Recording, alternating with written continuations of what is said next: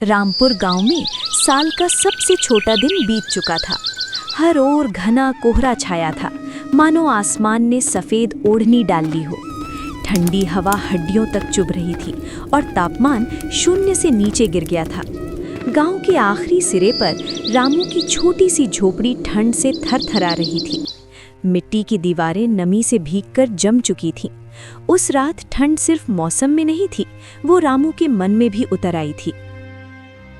सुनिए जी, पिंकी की धड़कनें बहुत धीमी हो गई हैं। इसके हाथ पैर लकड़ी की तरह सख्त हो रहे हैं। अगर आज उसे खाने को नहीं मिला तो ये कल का सूरज नहीं देख पाएगी।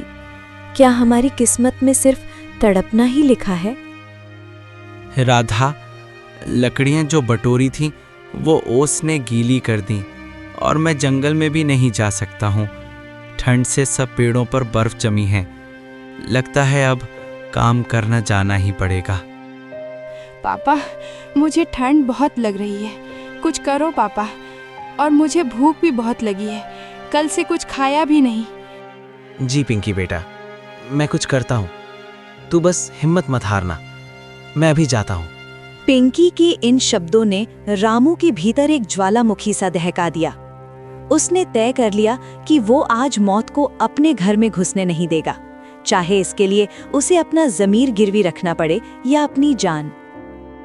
सुबह की ठंडी हवा में भी रामू के दिल की बेचैनी साफ महसूस हो रही थी। घर के कोने में उसकी बेटी पिंकी तेज बुखार में तड़प रही थी, लेकिन जेब पूरी तरह खाली। मजबूरी ने रामू काम की तलाश में गांव की ओर निकल पड़ा। काम की तलाश में रामू एक चाय की टपरी पर पहुंच गया। उसने देखा कि चाय की दुकान पर बहुत सारे लोग जमा थे। वो हिम्मत करके चाय की दुकान पर काम के बारे में दुकान मालिक से कुछ पूछता है। मालिक, मैं पास के गांव से आया हूँ, मुझे कुछ काम मिलेगा क्या? मैं बहुत परेशान हूँ। उड़ी बाबा, रामू मैं तेरी हालत समझ सकता हूँ, लेकिन रामू बाबा अभी ग्राहक बहुत कम आते हैं, अभी मुझे जरूरत नहीं है नए आदमी की। मालिक, मैं बहुत परेशान हूँ, मुझे काम की बहुत ज़रूरत है। मेरा परिवार ठंडी में तड़प रहा है, मैं उनकी ज़रूरत पूरी भी नहीं कर पा रहा हूँ। कृपया करके मुझे काम पे रख लीजिए। अरे रामू बाबा, तुमको एक बात समझ में नहीं आती क्या? मुझे अभी ज़रूरत नहीं है कोई नई आदमी की। जाओ यार यहाँ से, धंधे के वक्त खोटी मत करो यार। रामू ने बहुत कोशिश की, चाय की टपरी पे उसे कुछ काम मिल जाए, लेकिन लाचारी के सिवा उसके हाथ कुछ न मिला। उदास होकर वो वहां से निकल गया, कहीं और काम ढूंढने के लिए। चलते चलते उसकी नज़र एक सब्जी के ठेले पे पड़ी। रामू बड़ी उम्मीद लेकर सब्जी वाले के पास गया और बोला, अरे भाई साहब, मुझे कुछ काम दे दो, आपकी बहुत मेहरबानी होगी। समझ जा रामू, खुद की कमाई नहीं निकल रही, तुझे कैसे रख लूं? ऊपर से आज सब्जी भी ठीक से बिक नहीं रही है। भारी मन और झुकी नजरें लिए रामू चुपचाप वहां से आगे बढ़ गया, क्योंकि यहाँ भी उसे कोई काम नहीं मिला था और दिल में बस मायूसी ही बची थी। दोपहर होते होते वो कारखाने के गेट पर पहुंचा। भाई, एक दिन का काम दे दो, मैं बहुत परेशानी की हालत में हूँ। अरे भाई, ठंड ज्यादा होने की वजह से कारखाना 1 महीना भर बंद है, तुझे 1 महीने बाद आना होगा। झुका हुआ सिर और बोझिल दिल लेकर रामू खामोशी से आगे बढ़ गया। यहाँ भी खाली हाथ रह जाने से उसके मन में सिर्फ उदासी और निराशा ही रह गई। जहाँ भी काम की उम्मीद लेकर जाता, हर जगह से उसे केवल नकार ही मिलती। अब बस रामू के पास एक ही रास्ता बचा था, साहूकार लाला जगतराम के पास जाकर कर्ज से कुछ पैसे उधार लेने का। अब बस एक ही रास्ता बचा है, लाला जगतराम के पास जाने का। लेकिन लाला जगतराम तो बहुत निर्दयी, लालची और ताकत के घमंड में चूर साहूकार हैं। वो तो गरीबों की मजबूरी का फायदा उठाता है। लेकिन अब मैं कर भी क्या सकता? रामू लड़खड़ाते हुए लाला जगतराम की विशाल हवेली पहुंचा। जैसे ही रामू अंदर गया तो उसने देखा बड़ा कुत्ता कंबल ओढ़े सो रहा था। ये देखकर रामू का मन भीग गया कि जानवरों को यहाँ मखमल नसीब है और उसके बच्चों को फटी चिंधी भी नहीं। आओ रामू आओ, कैसा आना हुआ? बहुत परेशान लग रहे हो। मालिक, रघुकुल के सूरज, दया कीजिए, मुझे कुछ पैसे उधार दे दीजिए। मैं बहुत परेशान हूँ। आपको तो पता है, गांव में ठंड बहुत पड़ रही है। ठंड से मेरे बच्चे जम रहे हैं। मुझे बस एक बोरी सूखी लकड़ी और कुछ पैसे दे दीजिए। मैं जीवन भर आपकी गुलामी करूँगा। रामू, गुलामी तो तू पहले से ही कर रहा है। तूने अब तक पिछला कर्ज चुकाया नहीं है। पिछला कर्ज पहाड़ बन चुका है। वो कर्ज कैसे चुकाएगा? और अब क्या बेचेगा? तेरी वो पुरखों की जमीन, वो तो पहले ही मेरे निशाने पर है। मालिक, वो जमीन ही तो मेरा वजूद है। मेरे बाप दादा की वो निशानी है, पर आज बच्चों की जान के आगे वो मिट्टी है। आप जो कहेंगे मैं वही करूँगा। ठीक है, ये रहा स्टाम्प पेपर। इस पर लिखा है कि अगर तूने जल्द ही मेरा पिछला और आज का हिसाब कुल 10,000 रुपए चुकता नहीं किया तो तेरा खेत, तेरी झोपड़ी और तेरी जमीन और जो भी तेरे पास हैं वो कानूनी तौर पर सब मेरी हो जाएगी। बोल, ले जाना है पैसे? जी साहूकार जी, मैं अपनी परिवार के लिए कुछ भी कर सकता हूँ। मुझे आपकी शर्त मंजूर है।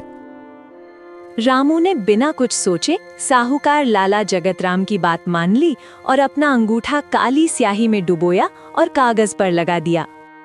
लाला ने उसे कुछ पैसे दिए और लकड़ियों की एक भारी बोरी दे दी। रामू उस बोझ को लेकर कोहरे में अपने घर की तरफ ओझल हो गया। रात हो चुकी थी। रामू तेजी से घर की ओर भाग रहा था। उसे बस अपने बच्चों और परिवार के पास जल्द पहुंचना था। उसे बहुत ठंड लग रही थी और कोहरा इतना गहरा था कि उसे रास्ते का अंदाजा नहीं मिल रहा था। चलते चलते अचानक एक सुनसान मोड़ पर, जहां बहुत सारे पेड़ थे, उस दिशा से किसी के पुकारने की बहुत धीमी आवाज आई। अरे भाई, कोई है क्या? बचाओ मुझे। बहुत दर्द हो रहा है। कोई है? किसी को मेरी आवाज आ रही है क्या? मेरी मदद करो। रामू चौंक गया। उसने अपने मन से कहा, रामू मत रुक, तेरे अपने बच्चे ठंड में मर रहे हैं। ये लकड़ियां और रजाई सिर्फ तेरे परिवार के लिए है। तू चलते रहे, तुझे जल्दी घर पहुंचना होगा। रामू पेड़ के पास गया। उसने देखा एक बुजुर्ग आदमी इतनी ठंड में जख्मी हालत में पड़ा है। अरे बाबा, क्या हुआ? इतनी चोट कैसे आई आपको? मैं बाजार होकर घर जा रहा था। जंगल में मुझे 2 चोर मिल गए। उन लोगों ने मुझे मारा और मुझे जख्मी करके मेरा सारा सामान लूट कर ले गए। मेरी मदद करो, मुझे बहुत ठंड लग रही है। रामू के सामने जीवन का सबसे बड़ा धर्म संकट था। अगर वो ये बाबा को यहाँ जख्मी हालत में इतनी ठंड में छोड़ता तो ये आधे घंटे में दम तोड़ देते, और अगर वो अपनी लकड़ियाँ यहाँ जलाता तो उसके अपने बच्चे घर पर ठंड से मर जाते। उसको कुछ समझ नहीं आ रहा था क्या करे। रामू का अंतर्मन बोला, तू एक पिता है रामू, भाग यहाँ से। पहले अपने बच्चे के बारे में सोच। अपने बच्चे को बचा, वो वहाँ ठंड में मर रहे हैं। और अगर आज तूने इन्हें जख्मी हालत में छोड़ दिया और ये बाबा मर गए तो तू कल अपने ही नजरों में गिर जाएगा। क्या तू एक कातिल बनकर जी पाएगा? उसने ठान लिया कि वो ये जख्मी बाबा की मदद करेगा। रामू ने अपनी लकड़ियों की बोरी खोली और उसमें से कुछ लकड़ियों को उसने वहीं सड़क किनारे आग जलाई। वो पूरी रात पागलों की तरह कोहरे में बुजुर्ग आदमी के पास बैठा रहा और आग जलाते रहा। उसके अपने हाथ पैर सुन्न हो रहे थे। वो बाबा के पास बैठा रहा। उसके दिमाग में बार बार अपने बच्चों का चेहरा सामने आ रहा था। वो रो रहा था और भगवान से प्रार्थना कर रहा था, हे ईश्वर, मेरे बीवी बच्चों को कड़कती ठंड से बचा लेना। मैं यहाँ एक बूढ़े बाप को मरने नहीं दे सकता। हे भगवान, मेरी कड़ी परीक्षा में मेरा साथ देना। सुबह की पहली किरण फूटी। तब तक रामू वहीं बैठा रहा। वो बूढ़े आदमी ने आंखें खोली। ये देखकर रामू की जान में जान आई। रामू ने उन्हें लड़खड़ाते हुए पास के एक अस्पताल तक पहुंचाया और वहां के डॉक्टर से विनती की कि इनका ख्याल रखें और उनको उनके घर पहुंचा दो। फिर वो पागलों की तरह अपने घर की ओर दौड़ा। वह दौड़ते दौड़ते घर पहुंचा। वहां बहुत सन्नाटा था। राधा झोपड़ी के बाहर खड़ी थी। राधा, क्या हुआ? क्या मैं देर से पहुंचा? पिंकी ठीक है ना? और तुम बाहर क्यों खड़ी हो?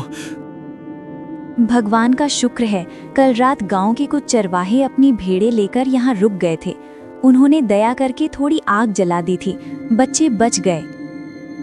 हे भगवान, तेरा बहुत बहुत धन्यवाद। तूने मेरी बेटी की जान बचा ली। आप पूरी रात कहाँ गए थे और ये लकड़ियाँ कहाँ से लाई आपने?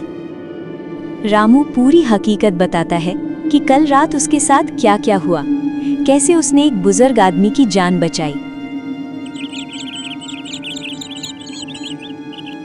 काफी दिन बीत जाते हैं, लेकिन ठंड कम होने का नाम ही नहीं लेती। रामू बैठे बैठे सोच रहा था और चिंतित हो रहा था। काफी दिन हो चुके हैं। मुझे लाला जगतराम के पैसे जल्दी चुकाना होगा। जल्द ही कुछ पैसों का इंतजाम करना होगा, नहीं तो लाला मेरा सब कुछ ले लेगा। अगले दिन रामू सुबह सुबह अपने खेत में काम करने जाता है। तभी वहां से साहूकार लाला जगतराम गुजरता है। रामू, ओ रामू, सुबह सुबह क्या कर रहे हो? साहूकार जी, अपने खेत में कुछ खेती कर रहा हूँ। मुझे आपके पैसे ही जल्दी लौटाना है। याद है ना, कल हिसाब चुकाने का दिन है, और अगर तूने कल शाम तक मेरा पूरा हिसाब चुकता नहीं किया तो तेरा खेत, तेरी झोपड़ी और तेरी जमीन कानूनी तौर पर मेरी हो जाएगी। समझा रामू? साहूकार जी, मुझे और कुछ दिन की मोहलत दीजिए। मैं इतने सारे पैसे एक दिन में नहीं दे पाऊंगा। मैं गरीब आदमी हूँ। तूने पैसे लेने वक्त सोचना चाहिए था। तू तो गया रामू। साहूकार लाला की बातें सुनकर रामू परेशान हो गया। रामू घर पर बैठकर सोच रहा था, कल लाला जगतराम आया, वो सब कुछ लेकर जाएगा। वो बहुत चिंतित था। तभी राधा बोली, क्या हुआ पिंकी के पप्पा? आप बहुत परेशान लग रहे हो। राधा, आज खेत में लाला आया था, धमकी देकर गया है। कल कभी पैसा नहीं चुकाया तो वो सब कुछ ले जाएगा। आप फिक्र मत करो, भगवान सब ठीक कर देगा। हे भगवान, हमारी रक्षा करना, हमको इस मुसीबत से निकाल देना। तभी वो बुजुर्ग जिसे रामू ने ठंड से बचाया था, वो रामू के घर आता है। अरे बाबा, आप यहाँ कैसे आना हुआ आपका? आपकी तबीयत ठीक है ना? बेटा रामू, उस बर्फीली रात में जख्मी हालत में पड़ा था। सांसें टूट रही थीं और शरीर जवाब दे चुका था। तुम मेरे लिए सिर्फ सहारा नहीं बने, तुम भगवान की तरह आए। तुमने अपनी आग और अपनी मेहनत मुझे दे दी और मैं बूढ़ा होकर भी जी गया, क्योंकि तुमने उस रात इंसानियत को मरने नहीं दिया। क्या हुआ रामू? तुम बहुत परेशान लग रहे हो। मैं कोई बात है क्या? तुम मुझे बेझिझक बता सकते हो। डरने की जरूरत नहीं है रामू। रामू ने पूरी हकीकत बताई, कैसे साहूकार लाला जगतराम ने उसे शर्त पर पैसे दिए और कैसे लाला उसकी जमीन और घर हड़पना चाहता है। बुजुर्ग आदमी ने रामू की सारी बातें सुनकर हक्का बक्का हो गया। फिर उसने रामू से कहा, आने दो कल साहूकार लाला जगतराम को, देखता हूं वो कैसे तुम्हारी जमीन हड़प लेता है।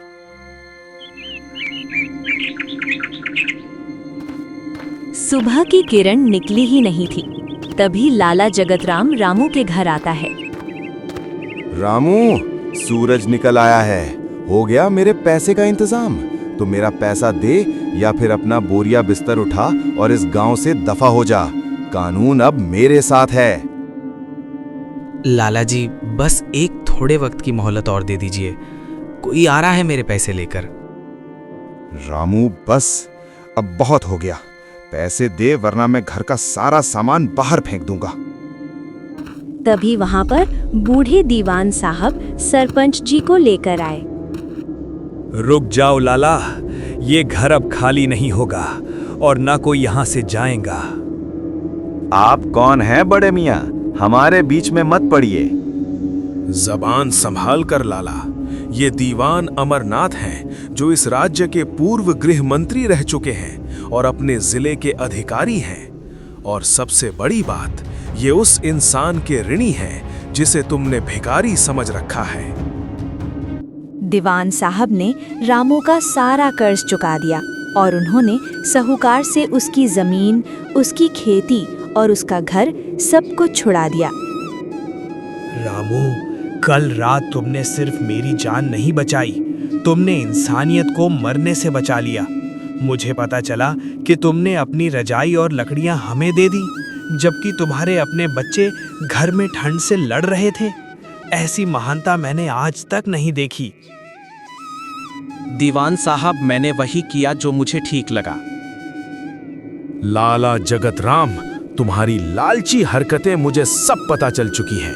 तुम कोहरे और आपदा का फायदा उठाकर गरीबों से 2 गुना बैज लेते हो और उनके जमीन छीनते हो, उनकी मजबूरी का फायदा उठाते हो।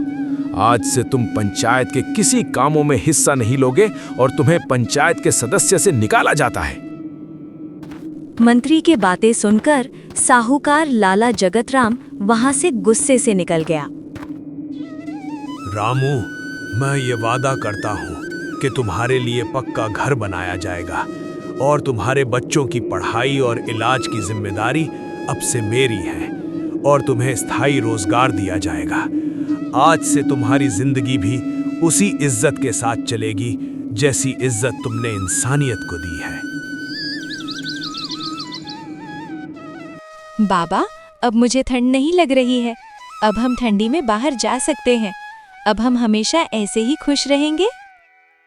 जी बेटा, अब हमें ठंड में कोई भी परेशानी नहीं होगी और अपने पास अच्छा घर और जलाने के लिए बहुत सारी लकड़ियां होंगी। रामपुर गांव में अब सर्दियां डराती नहीं हैं। कोहरा अब भी आता है, लेकिन अब हर गरीब के घर में पक्की छत है और हर दिल में उम्मीद की आग। रामू सरपंच बन गया है, पर आज भी वो उसी जगह जाता है और याद करता है कि उस रात अगर वो थोड़ा सा स्वार्थी हो जाता तो आज उसके पास दौलत तो होती, पर वो चैन की नींद कभी नहीं सो पाता।